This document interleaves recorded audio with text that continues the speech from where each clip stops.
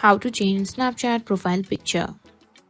In today's video, I'm going to show you how to change your Snapchat profile picture in just a few simple steps. If you're tired of your current Snap avatar or just want to refresh your look, this video is for you, so let's get started. First, open up the Snapchat app on your phone. Once you're logged in, you'll be on the main screen. To access your profile, just tap on your Bitmoji or the profile icon in the top left corner of the screen.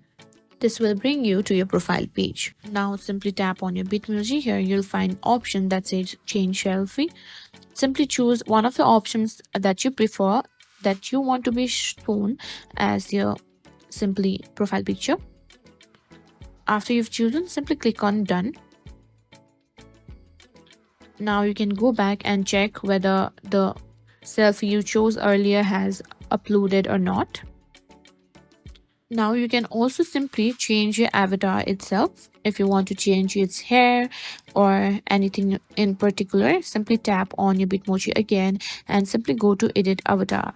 You can update your Bitmoji using your camera instantly, or you can simply swipe right and choose all the options that it has. After you've chosen all the options that you prefer, simply click on save.